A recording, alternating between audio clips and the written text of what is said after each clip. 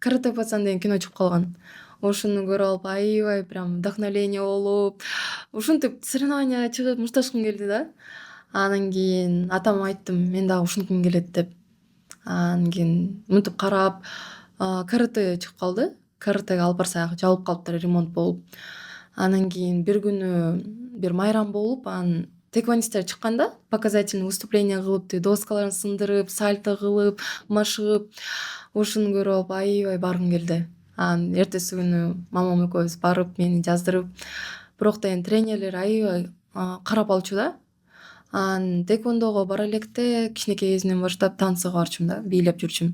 Ушундан кийин растяжкам калып калып, анан тэквондого барсам шпагатыңды көрсөт, бутуңду көтөр, ушинтип текшерип алышкан да.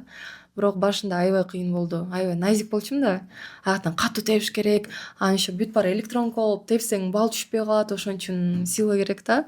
Анан растяжка. Негизи тэквондодо мен ойлогон боюнча растяжкасы жок жеңил болбойт депчи. Потому что билбейсиң да кандай соперниктер болуп калат.